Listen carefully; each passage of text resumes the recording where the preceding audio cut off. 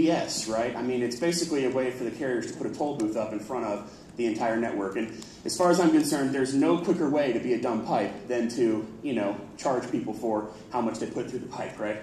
It doesn't make any sense. And I think it really kills innovation where innovation occurs, at the long tail. So, okay, I like chocolate. Chocolate's kind of bitter, though. I mean, I like it. I'll still eat it, clearly. But it's a little bit bitter, right? And I like to sometimes cut it with some peanut butter so that it's not so harsh. So chocolate and peanut butter go really well together for me. I also think that, mayonnaise and French fries, I'm a European company. Believe it, it's good. Live it. I know we don't know that here, but it's good. It really is. I mean, fat plus fat. I mean, come on. Whipped cream doesn't taste like anything, and strawberries are really tart, but all of a sudden you mix them together. It's a delicious little food experiment in my mouth that I enjoy, right? And I think the same thing holds true for SMS and advertising, right? I mean, if I have an application like the dating application I mentioned before, I think that a network API and a third-party API go really well together. I think also something like location and billing. For example, if I have, if I'm doing sales for tickets to get into an event, and someone walks up to the front of the line, they give me their subscriber number, I bill their cell phone, and I happen to know that it's them holding the cell phone right there at that spot, right? Kind of cool.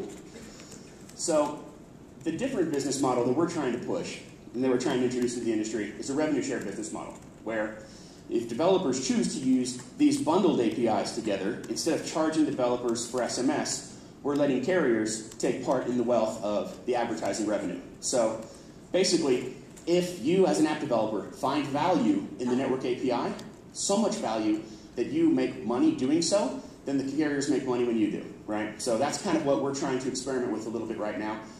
If you look at the same example, revenue $1,000 today, you lose $300 to revenue share with the carriers. Now this application is profitable, right? It's a really simple example, but we're thinking that the model proves out nicely. So this, pardon the total blatant metaphor, we're just at the beginning of this, and it's really, really hard to do because, I mean, you have to engineer the products that expose the APIs, you have to deploy them at carriers, you've got to convince the carriers that it's in their best interest to open them up to the general public. It's a very difficult thing to do. Right now we have a proof of concept with one carrier and one API type, so location on Sprint, and we have a bunch of other carriers and proof of concepts that haven't been announced yet, and we have a lot of stuff in the pipeline, but fundamentally it's a very long road. So I have 3 calls to action for you. The first one is, if you have a third-party API that you think would bundle really nicely with a network API, give it to Reg Snodgrass. He's right there. Stand up, Reg. He's that guy back there. He doesn't look as scary in person. He's really nice.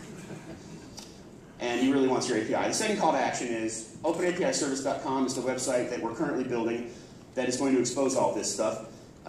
In a very un-telco way, we're putting it up and telling people about it before it's done. And it comes from my heritage as the open source guy. Like, I would rather get early feedback than keep things hidden and like, my precious, until it's like ready and then let everybody have it. That's dumb, and it makes a lot of people really nervous inside telco, but we're doing it anyway. So go there, look at it, be forgiving because it's brand new, and tell us what you think.